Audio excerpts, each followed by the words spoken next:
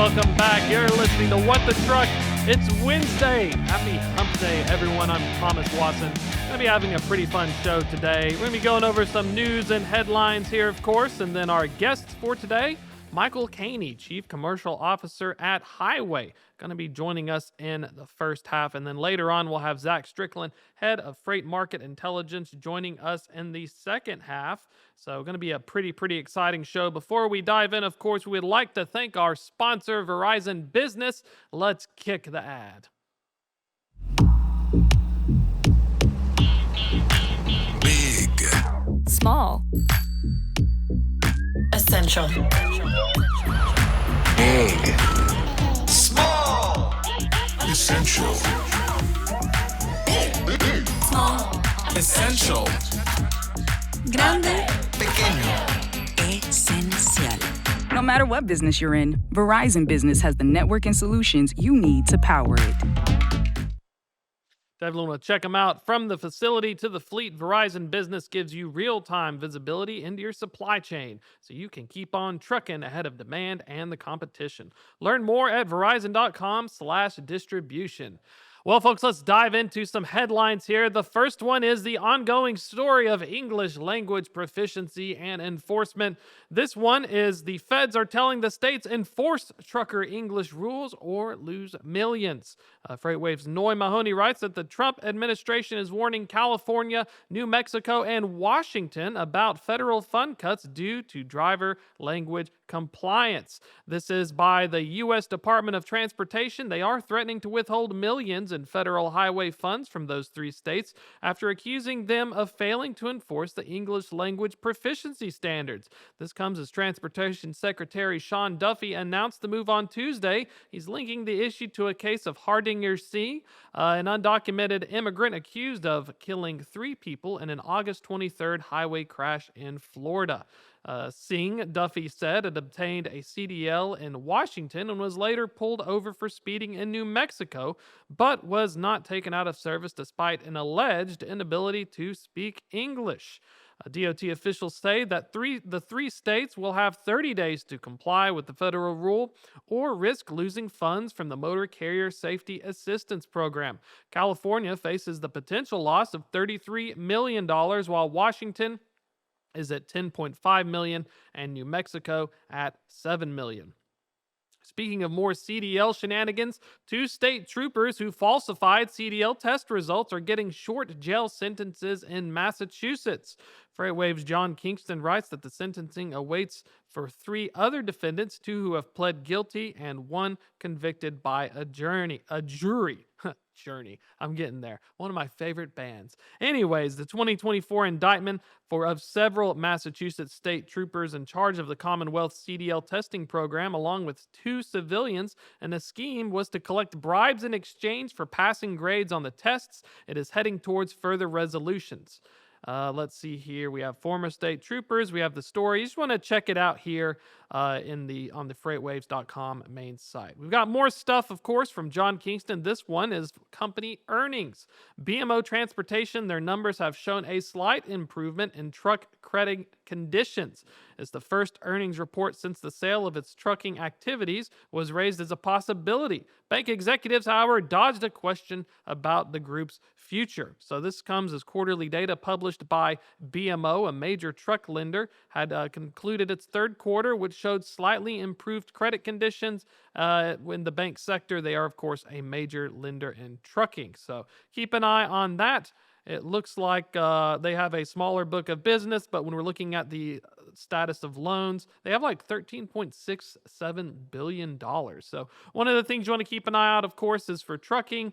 How well are the carriers and how well are the banks doing that lend to the carriers? So keep an eye out to BMO. Finally, we're switching gears a little bit here. This one is in alternative powertrains. Hexagon Agility has secured major CNG truck order from Trayecto. Mexico's largest trucking company orders compressed natural gas fuel systems for 100 heavy-duty trucks powered by the Cummins X15N engine. And so congratulations to the folks at Hexagon Agility. It's a big leap for clean transportation in Latin America as well, and it was made possible by a collaboration through Kenworth Mexicana. And so this is going to be really cool as we're starting to see more CNG trucks in longer haul applications. Keep an eye out for that as it's kind of the Wild West at the moment between EVs, natural gas, and other poor hydrogen as well, fuel cell technology. So keep an eye out for further developments. That's a wrap for the news, courtesy of the FreightWaves.com website. Let's switch gears a little bit. We're going to be bringing on our first guest, Michael Caney. He's the Chief Commercial Officer at Highway. They've recently had quite a bit of news, and so Michael, super excited to have you on the show. It's good to see you, man. How are you? Woo, we're staying busy. It's hump day, but super excited. And I think you all have been staying busy. So we've got two big pieces of news here. The first one is you have secured a strategic growth equity investment led by FTV Capital. Congratulations on the raise. Let's talk about, give us some backstory and what it means. Yeah, I mean, I think when you think about fundraising, there's a couple different ways to think about it. One way is definitely the venture route, right? Where you're kind of asking companies to bet on your vision, on your future, and where you want to go. And the second piece is a private equity or growth equity investment. What was really important to Highway early was we said, hey, if we ever take on investment, it needs to be with a partner that allows us to stay true to our values, that doesn't try to control us and tell us that we need to go sell against freight brokers or do something different.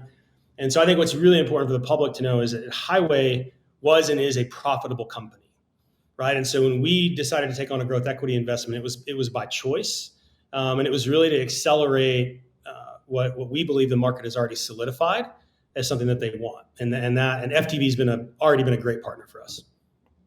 And one of the plans as well, you guys have quite a bit of penetration since being founded in 2022. Yep. You have 70 of the top 100 freight brokerages. You serve more than 1,050 brokers. Talk about some of this growth story. That's crazy stats. If you think about 3 years now, Yeah. and for such a market penetration, I'm assuming the investment is a way to continue to kickstart that growth play. Yeah. There's a couple of things. One, when we first came into the market, I can remember coming to the studio and talking to you about this early, the whole concept of carrier identity, which prior to Highway didn't really exist. And so what we did our best to introduce in the category is, hey, how do we take, KYC, KYB principles that have existed for years in finance and other areas and introduce them into the for-hire truckload sector? And we effectively did that. And so because there wasn't another solution, and because freight fraud was at an all-time high, we got pretty quick penetration because the basic market need was like, hey, I need things to not be stolen. Like step one, let's not have things stolen. And then the interesting thing that we saw is that criminals didn't just go away. They didn't just say, oh, okay, we'll stop. The fraud vectors continue to change and move. So as a company, we had to get better about how we protect fraud and where the fraud vectors go. That got us into load level compliance. That got us into monitoring insurance exclusions. So it got us into building what have become entire business units around how a freight broker protects their network. And so, yeah, when you bring on a partner, you don't just get capital, but you get the scope of folks that have looked at other companies and that can really help you make sure that you're serving your customer well. You get a brain trust because these guys are operating across other profitable portfolio companies that have gone where we're headed. And so you get to learn a lot and give the customer a better experience as a result. And talking about customer experience, you also have recently launched the Trusted Freight Exchange to counter fraud and improve transparency. This is also together with Triumph. Let's talk about some of the output here. That's one of the fascinating things because there's been so much fraud that having a trusted exchange, it kind of makes sense, but it's shocking that it's taken the industry just like carrier identity so long to finally come around and embrace the fact that we definitely need to know who the heck we're working with. Yeah, the statement you made is really powerful, right? And which is it makes sense, but it's taken a while. And why is that? And so what I would back up and tell you is that from the inception of Highway, this was always Jordan Graff's vision, is to create a safe and secure broker-focused exchange. But you can't do that when there's so much fraud, right? I mean, you think about it's like you can't let everybody in the house and then say, okay, now that everybody's here, who's bad? You have to clean the house out first. And so the principal difference, and this is something that Jordan's really obsessed about, and you should get him on because he talks about this way better than I do. But an exchange doesn't think about being the answer, being the marketplace answer. What an exchange thinks about is like, hey, who's a producer? Who's a consumer, right? So in our world, a broker is a producer of freight, a carrier is a consumer of freight. And how do you create the rules that allow those participants to show up on equal footing where they agree on the rules and you're not trying to get in the middle of it? You're not trying to tell the broker you built a better mousetrap. You're trying to say, hey, we want to create an environment where you guys can show up and work and do work together. And if you do that, the carrier gets a lot of liquidity and the broker gets a lot more throughput, right? And that's the environment we hope to build. And is it kind of like, for folks who are unfamiliar, I know that it feels like there's like 3 different tiers of load boards. You have your traditional load boards, like your DATs, your truck stops. They are just very transactional. You have third-party load boards, kind of think of like a TransPlace or a shipper's internal one. Then you have internal brokerage ones. And then finally, even the carriers themselves have load boards. How does the Trusted Freight Exchange kind of fit in with this scheme? Because it does seem to be like it's got a brand new category. Because in the past, even if I had an internal load board with as a broker, I couldn't always validate. It was just people who have access. You got to log in. Congratulations. That's such a good question. I promise we didn't plan for this, but you're asking really good questions because that's the fundamental difference of an exchange. In an exchange, you're creating rails. So think about a Visa network or think about Stripe. Like anything that we interact with today, the exchange is the underlying network that empowers commerce. So, with third-party load boards, like a public load board, I think that'll always exist. I mean, look, Craigslist still exists today. I think you're always going to have the need for that. And then you talked about a couple different things. You talked about like a managed transload board. You talked about a large broker's private load board, or maybe a white label product that creates a private network for brokers. The exchange actually exists to empower that. So if you think about the experience of a motor carrier today, rather than having to log into 5 places and remember a username or password, or a broker having to think about security on all that, the carrier can log into the exchange via the sign in with highway button. And that digital experience is actually going to deliver the carrier into that broker's load board. So the whole idea is that we disappear. The broker is the point, right? So if you're a large broker, you have your own load board, we're actually going to deliver that carrier securely right into your network, right? We're not going to try to charge you a transaction fee to go take care of it ourselves, because the way we view it is our job is to empower the broker. And I think that's one of the great points is that if I'm a carrier, I'm always having to log into different things. Knowing that I'm doing everything right and that I'm trusted and validated, it can be a boon, because I can imagine that brokers in the past have used tier structures. Are you a platinum, a gold member? They have to build that trust and then they finally give you access. So having the exchange kind of opens up more opportunities to folks who maybe are legit carriers, but I just hadn't run enough loads with you, but I'm integrated. My ELD's integrated. I'm legit. I got 2, 3, 4-factor authentication. I'm just looking for opportunities. So it's a great way to help both parties, brokers trying to find carriers and vice versa. And you think about, so you bring up another good point. You think about 2 things. So am I a good carrier? Can I haul freight? That's a very yes/no question, right? If you're connected, if we verified your identity, if you have valid insurance, you can move freight. And you can move freight for maybe a very specific broker. But that broker may have shipper or business specific rules. So that's where you get into the tiering, right? Like, hey, I want to work with this carrier on all of these customers or on all of these origin destinations. But for this subset of customers, I need the carrier to have been with me a longer amount of time. I need them to have been in business a certain amount of time, have a certain amount of equipment, have certain types of insurance. We automate all of that for the broker. What does that mean? It means the carrier can understand what they can and can't haul and what they need to be able to do to haul things. And it also means they don't have to sift through noise. They don't have to sift through things that aren't pertinent to them, right? And so what it does is it creates a really, think about like the way that we just interact with e-commerce today, right? These sites tell us what we want to buy. They know us, right? And so it's about tailoring the experience to the carrier. Second thing it does for the carrier that's really important, carriers are defrauded every day because there are people that are impersonating brokers. The carrier doesn't know if they're getting paid. So part of the exchange, when we talk about participants showing up on equal footing, we're going to vet the broker. Like that broker has to be creditworthy. they have to pass a certain amount of standards too, because what we want to create in a conforming transaction is like, hey, motor carrier, if you book a load on the exchange, you're going to be paid. This is a valid, reputable broker. And so that's the North Star we're marching toward, right? That's kind of the future hope, is that when a carrier shows up, they know that load that they're booking is real and they will be paid.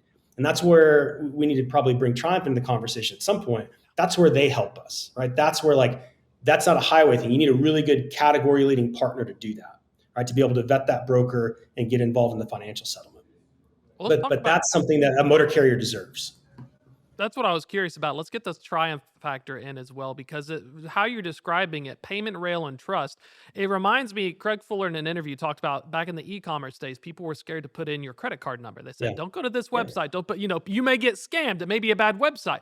So in the freight world, we're still operating in like the early 2000s where I'm accepting this shipment. I don't know if I'm going to get paid, like you said, due to the fraud. So is this kind of like modernizing and having Triumph in it as well as like building that trust? Because heck, I'll be honest, when I did operations, that's happened to me a few times. I booked a load off a load board, got a rate con, and 3 months later, wrong guy. 100%. So for one thing, inside or outside of the exchange, if you're a broker, you need to have your rate confirmation protected. The number one fraud vector right now is a compromised carrier's inbox, where a carrier doesn't even know that they've been compromised. But you talk about working for Craig. One of the things that he taught me when I worked for him that really stuck with me is like, you don't need to play in other people's category, right? And Highway is very good at what we do. I believe that in the things that Triumph does from a payments and credit perspective, like there's nobody in the space that does what they do the way they do as well as they do. And you don't want us making that decision, right? Like you want a trusted public bank that has to go through all of the compliance things that they go through making those decisions, right? So that's not like a highway call, right? So you're hanging up another partner that's saying, hey, they're going to come to the table and help make these representations to the motor carrier. And the other thing that's beautiful about that is, so for like if you're a Triumph Payments customer, that carrier is going to get paid really quickly because they have financial products that allow carriers to get paid right in their digital wallet. And when the transaction is what we call conforming, and this is not a highway thing. Like you can go Google what a conforming transaction is. You can speed up payments because you don't have to go through as many hoops to find out. Let's back up a second. Like when you were in operations, like it's weird that we wait until a load delivers to find out if the carrier actually hauled the load. Like that was the founding thesis of highway, was like, wait a minute. Why are brokers calling their payment provider to say, hold the payment because I'm not actually sure the carrier ran the load? So if you can produce with certainty that the motor carrier claiming to run the load did so, then that carrier should be paid as fast as possible. You shouldn't have any friction in between that. I think that brings up, you got a great point as well, because if I'm a broker, I want to make sure my carrier is legit, but I also have to tell the customer. So there's 3 ways in the conversation, and having that validation and trust with Triumph. I'm curious as well, it's got to be an extra added dimension because Triumph has access to tons of payment data, can understand sketchy transactions. Is there any opportunity where, like, let's say the carrier signed up and everything, it can Triumph say, hey, highway, guess what? One of these guys, there's some sketchy stuff. I've seen some weird payments. I've seen a weird bill come in. Is that one of those opportunities as well where you've got Triumph providing the security and the authority to help guarantee the payments? Is there any kind of back and forth, or is it right now where you guys are validating and then Triumph is like guaranteeing it? How does that kind of work as well for folks? Yeah, I mean, right now the way that it works is Highway owns the outcome of vetting the carrier's identity and their capability, and we do that in real time. So when we talk about capability, we think about their business capability in terms of their insurance, what their insurance allows them to haul, and the physical location of their vehicles, the type of equipment, what they can haul. So it's identity and capability, right? And who the user is. What Triumph owns is the validity and capability of the broker from a financial standpoint. Now, we do have a partnership with Triumph that's existed for a couple of years, where it's load limit data, where Triumph will evaluate the billing activity of a motor carrier against their known equipment, and we can see if that carrier is being paid for more trucks than they have, right? Like you can look at an equipment count and say, hey, like you can't run this many miles in a 2-week period with 3 trucks. So that already has existed for quite some time. I don't know if that answers your question, but that's Yeah. Well, it does, because a lot of this stuff, especially with power units and stuff, that's all self-reported. So it's kind of like, I can tell you I got 100 trucks or 1,000 drivers in one truck, and the FMCSA's database is like, okay, this is cool. So let's talk about, we got a little bit of time left. Some of the big fraud trends, some of the big stuff. You all recently had your freight fraud index report out of Q2. So there's a lot of instances why Highways platform is important. And one of the things that blew my mind was you mentioned compromised inboxes. I had no idea that according to your data in Q2, you flagged and dropped nearly 500,000 fraudulent email attempts. Is that something where, being in the biz and seeing these developments, is it really that widespread? Because that's an insane factoid. Yeah, I'm going to make a really bold statement that I'm willing to stand behind. If you are sending rate confirmations in an email with a PDF attached, your loads will be stolen. Full stop.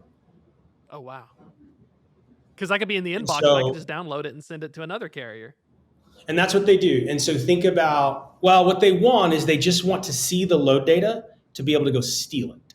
So if I can get, and a lot of carriers, especially small ones, they're moving quickly or they're on their phone and they're not monitoring their inbox. So what happens is the motor carrier gets phished and the bad actor is just in the inbox. And they're sending emails and then deleting the sent item. And then they're doing things that the real carrier doesn't know they're doing. And they only need a split second of time. And once they get an address, a pickup number, and a commodity, they're going to go steal that load. And so this is completely preventable. And Thomas, think about it this way. If your lender or your doctor or anybody sent you something sensitive and it was just attached to an email, like your accountant won't even send you your tax return in an insecure email. Does that make sense? Like when my accountant sends me my known email address, I have to put in a code even to access the PDF. The idea that in the year 2025, we send out information about hundreds of thousands of dollars of cargo attached to a PDF in an email blows me away. It's like I need multi-factor. So I was like, I want to order something on Amazon. I need like multi-factor authentication just to buy my tube of toothpaste. But whenever we tender the you load, can't get into your Netflix account when you travel without more security than we use for rate confirmations. And so, the thing is, it's so easy. And carriers love it because they know it's a real rate con.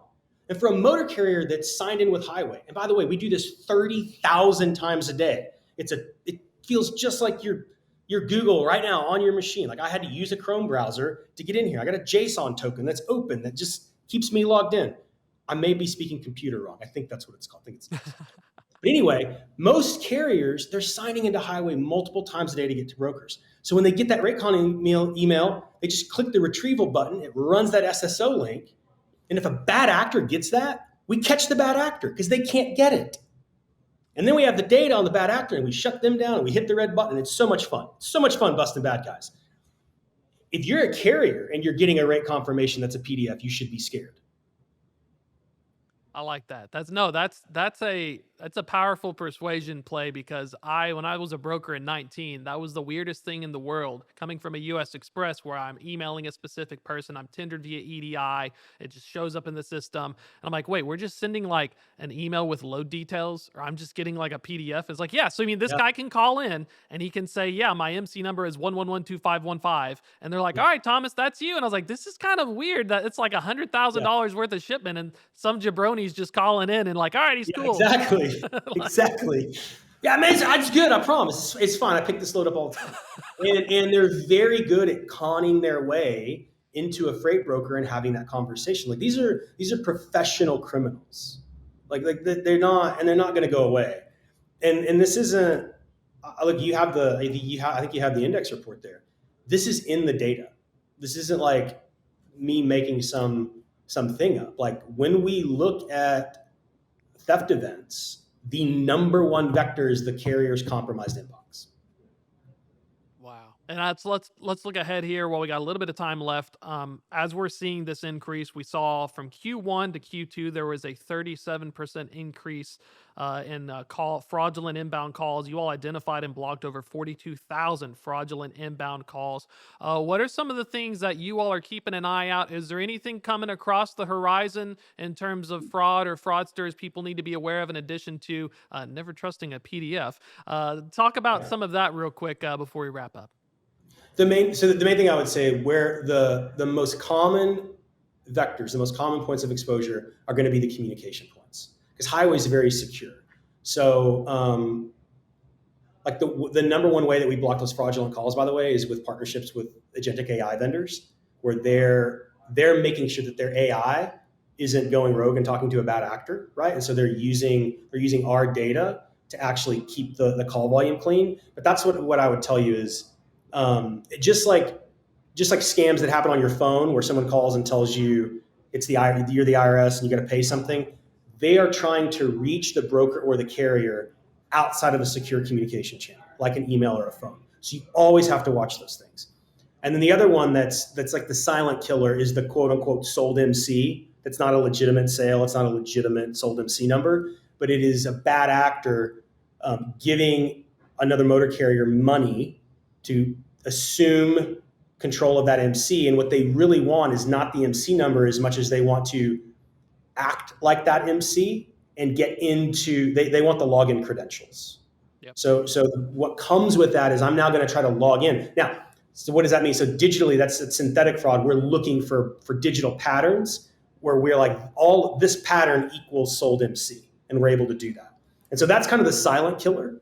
And so those are the two big points I would tell you, right? In addition to the email thing, it's your communication channels, right? Where someone's going to use voice or email to try to gain information, or they're going to try to look like a carrier that's been in your network for a long time, but really they bought access to everything that MC had access to. That kind of ties into to get more info about the Trusted Freight Exchange, because I knew that IP address from Moldova would have been suspicious. And so, Michael, thank you so much for hopping on the show. Folks want to learn more about the Trusted Freight Exchange, about what Highway's working on. What is the best way to get more info? Yeah, highway.com. It's real easy. I mean, it's a great website. It's there. Links. Just click it and somebody gets you. Or you can email me, michael@highway.com. I'm happy to help. And it's good talking to you today, man. Thanks for having me on. Always a pleasure. Definitely always a pleasure catching up. We'll have to hit y'all up again soon. I know Q3 is coming up. We got some more freight fraud and stuff, and super excited to see what y'all are working on next as well. Yeah, thanks, Thomas. Good seeing you both. We're going to do a quick pause while we get our next guest lined up here. I found one of the videos. I've been working on increasing, dear listener, my social media clips in the spirit of What the Truck. And one of them is a clip that I found on Instagram of buying horns. It turns out that in certain areas of the world, truckers like to have really crazy horns. And this one's from Pakistan.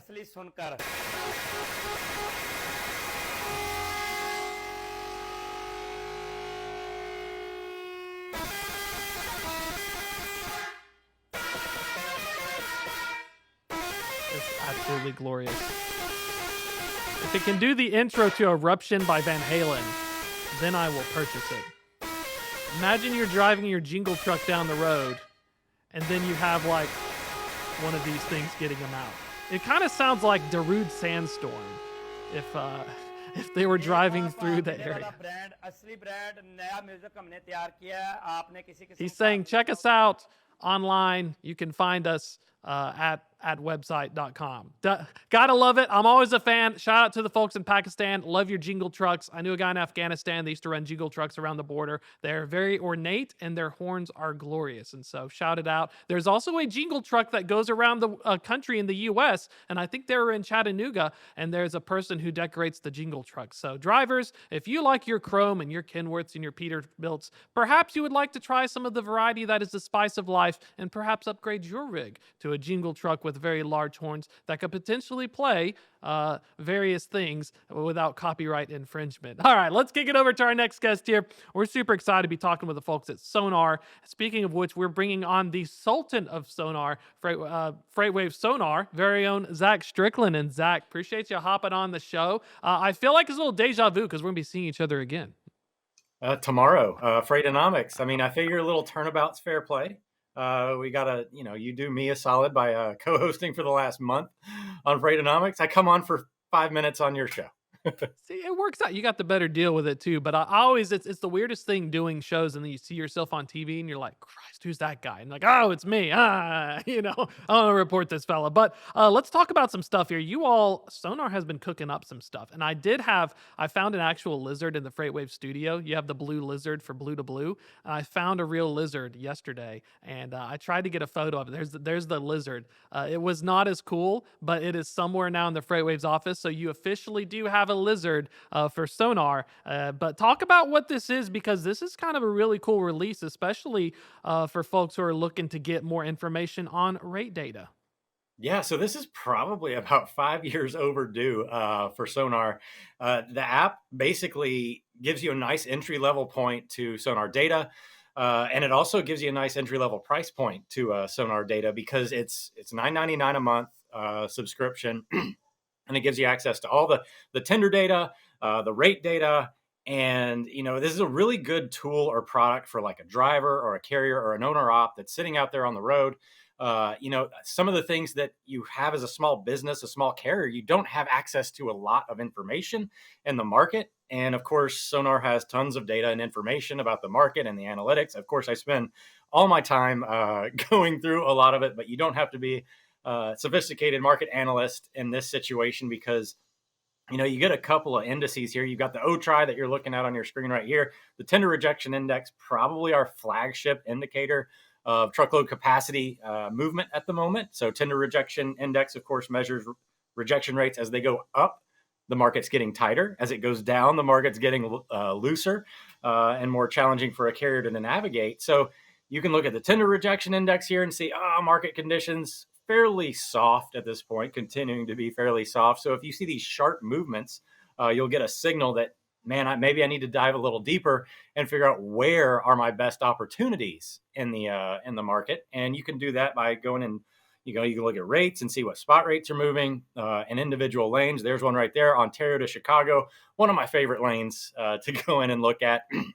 It's not really moving that much right now, but you can see a low and a high. A lot of operators out there don't understand that there's a range of rates that happens in the market. And it's not necessarily there's one rate that rules them all, to quote our favorite Lord of the Rings character, but it's a range of rates. So this gives you a lot of information in your fingertips. You're sitting out there on the road. You don't have access to a lot of intel.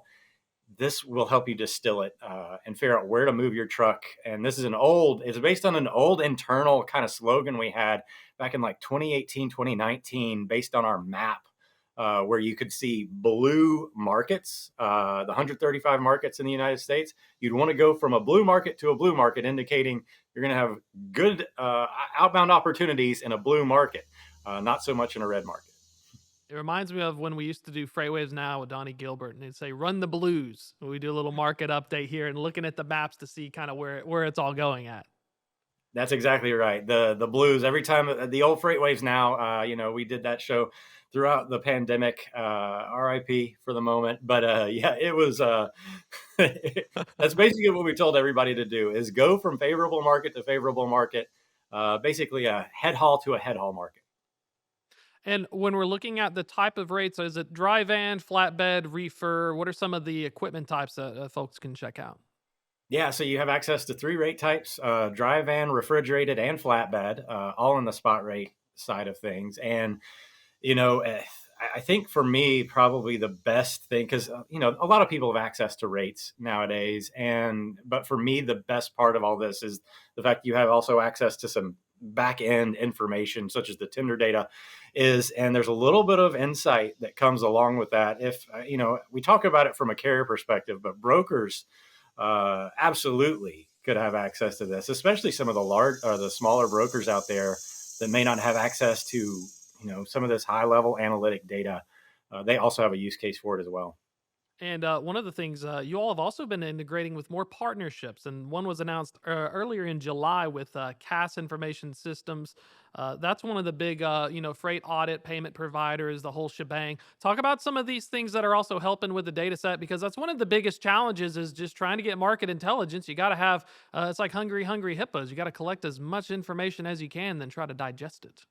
Yeah, really excited about the CAS announcement and the partnership there. We've actually had a partnership deal with them for a while, but now that deal actually helps us basically connect the user to our data much more seamlessly. I mean, one of the challenges in this environment, I mean, we're a very technology centric world that we're living in nowadays. And in that comes all these huge, this amount of tech stack. These IT departments are overwhelmed with all these different softwares and things that they need to integrate over time. This partnership allows you, especially if you're already an existing CAS customer, you can actually integrate with Sonar much more easily. You don't necessarily have to go through all the back end infrastructure work, to get the data lined up with, our data lined up with your data. Our data, of course, is there to help you understand what's going on outside of your four walls. But you also need to understand where you fit in the overall picture of the market itself. So this partnership really, this is more of a shipper centric type partnership where if you are a CAS customer already, you can now pretty much, I don't want to say seamlessly, but everything requires a little effort, but it is about as easy as it's going to get for you to integrate Sonar data with your platform. And before we dived in, I wanted to poke your brain into some freight market conditions. But whatever happened? Now we have the lizard. What happened to Sonar Sue, the whale? You know what? I don't know. I wasn't part of the conversation. You should have Julie or Craig on to talk about the fate of Sonar Sue a long time ago. Of course, for those of you that aren't familiar, that used to be our old mascot. I don't think Sue is gone. I think she's around. I think the lizard's more of a blue to blue mascot, but Sue is still sitting there, that killer whale sitting in the background, the orca, if you will, still ready to attack. Very terrifying to sharks. And seals. I'm glad you guys didn't pick a seal as the mascot for Blue to Blue, or else that would have been like, I could have been a potential HR flag. Yeah, no, a fun fact, orcas actually, moose are actually on the diet for orcas. They're considered a fairly consistent meal because they can swim so well. Little knowledge for your life. So just a straight up moose. And the orcas. So wait, they won't eat people, but they'll eat the moose. They eat moose, because apparently the moose get into the ocean and they swim quite often. Oh my gosh! You know what? Aquaman is real. We must have an alliance with those things because if you're eating the moose, and those guys are butts too. You see a big old moose. They're big. They're smelly. That fascinating. But okay, let's dive into some market details as well. So we got Freightonomics coming up tomorrow. It comes out every Thursday. We've been, you've had some really great guests on. I've been very fortunate to help be the Robin to the freight Batman. But LMI data, importers, there's been a lot of talk for drivers and stuff who want to know what's going on 30,000 feet up. What are some folks talking about? Where are we at kind of right now, nearing the end of August? So we got Labor Day coming up, which is traditionally where we talk about like this replenishment, the great replenishment that occurs throughout September, where a lot of that import volume starts to flow into these downstream warehouses for retail peak season, and starts in about mid to late October. This year, it's probably a little bit more stretched out. You and I talked to Dr. Rogers about this the last time we were on Freightonomics, but it looks like we're going to have a bit of a longer replenishment cycle for a lot of these businesses. The big question is going to be around whether or not they have the inventory they need. If the consumer shows up, and a lot of these retail earnings calls have suggested that they're not seeing a huge amount of deterioration from consumption. Kohl's, Walmart, I think Walmart even stated that because they had a pretty strong back to school, that is pretty much a predictor for retail peak season during the holidays being relatively strong as well. So some of the data that we look at, of course, the inbound ocean TU volume index suggested that importers brought all this freight in June and July, as opposed to late August, early September. And that means that their demand forecasts are out of date by the time that these goods came in. So if they start to see some shortfalls or some thinness in their inventories, this could be a fairly volatile peak season, especially with last minute ordering and some of this expedited demand I see having a little bit more use case this year versus the previous 2 or 3, because we are seeing the tender rejection index it's still low, but it is continuing to show responsiveness as carrier networks get thinner and thinner. It reminds me of the Aesop's fable, The Ant and the Grasshopper, where one group either hoarded up enough items to cover the demand, or the other one said, tariff uncertainties means I do not need to think ahead. And theoretically speaking, if enough capacity leaves, they will pay for it at higher rates. Yeah, I mean, I think everybody's been talking about, we've got all these regulations and, breaking news yesterday about the ELP for New Mexico, Washington, and I think it was California they're not enforcing, they don't see enough enforcement of the English language proficiency. These are all kind of long-tailed capacity headwinds. But it certainly isn't going to allow for a lot of if we do see demand kind of surge and come back, that doesn't bode well for recovery in the market in terms of if we do see some demand show back up. Because right now we're in this supply side contraction for capacity overall, and demand has fallen for the truckload space, which is kind of exacerbated and elongated this downturn. And it's just making the market more and more fragile and vulnerable to any kind of disruptive event.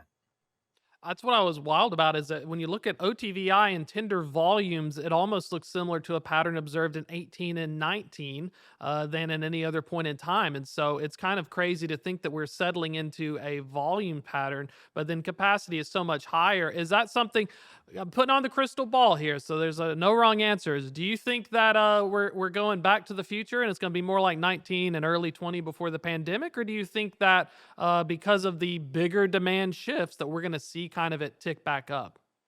I think this peak season actually has a pretty strong chance of being very reactive. The economics for drivers staying on the road during holidays just aren't there. They're not getting the rates they need. If you look at some of the data on the cost structures of these carriers, as reported by ATRI, costs are up 33% over the last 5 years. Rates have come down over the last, since COVID. And it's just not enough money to keep a lot of these drivers and capacity online in a sustainable way. So if we do get a disruptive event, a holiday peak season disruption, I don't know that it's going to be sustained without some sort of economic boost. We've got the Fed kind of scheduled to have some rate cuts, but that's like a 9 to 16 month event. There's a lot of stuff structurally in the economy that we need to kind of get over first before we see a pure comparison to a 2018 market where we had just pure stimulus that kind of came out of nowhere and there was no headwind. There's still some economic barriers there that we need to get through to say that this market could flip sustainably. But I do think that reactivity is definitely on the horizon. We are so close and yet so far away. As Zach, thank you so much for hopping on the show as well. Folks want to check out Sonar, check out Blue to Blue. Tell us all where all the socials and everything. Yeah, go sonar.com. Check out the website. Of course, anybody that's seen FreightWaves before, you can get there from freightwaves.com as well.